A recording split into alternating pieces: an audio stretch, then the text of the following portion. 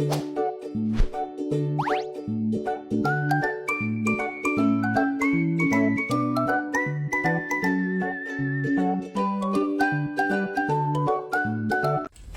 Swastiastu, Assalamualaikum warahmatullahi wabarakatuh.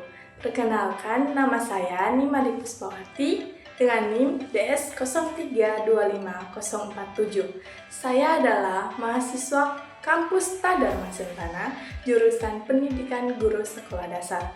Di video kali ini, saya akan menjelaskan dan menyimpulkan materi mengenai mitos, legenda, dan cerita rakyat. Yuk, simak materinya.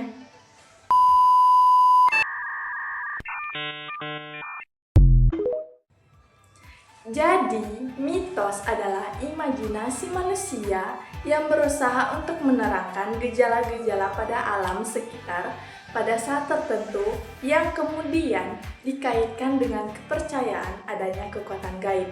Contohnya, jangan duduk di depan pintu, nanti susah berjodoh. Jangan buka payung di dalam rumah, nanti rezekinya sulit, dan lain-lain. Dan legenda adalah sebuah cerita yang dirangkai secara turun-menurun dan dipercayai oleh masyarakat karena terbukti secara logis dan cenderung mengemukakan kehadiran seseorang tokoh yang dikaitkan dengan terbentuknya suatu daerah. Yang berikutnya ada cerita rakyat. Cerita rakyat Indonesia adalah cerita yang berasal dari masyarakat yang telah diwarisi secara lisan. Cerita ini menjadi satu set dari sikap, perilaku, dan nilai-nilai yang dimiliki masyarakat Indonesia yang terus berlanjut ke generasi seterusnya melalui tradisi tutur.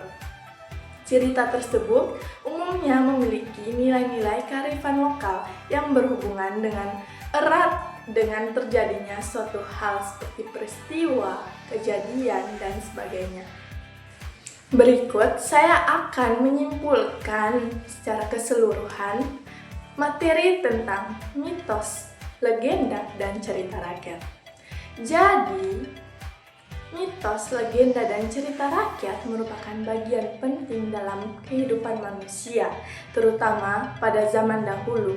Ketiganya muncul karena manusia ingin memahami dunia sekitarnya, tetapi masih memiliki keterbatasan dalam pengetahuan dan cara berpikir.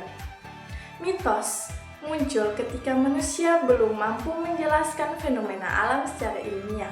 Karena itu, mereka mengaitkan berbagai kejadian dengan kekuatan gaib, seperti dewa atau roh.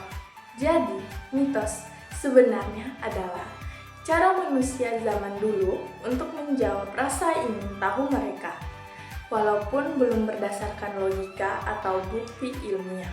Berbeda dengan mitos, legenda lebih mendekati kenyataan.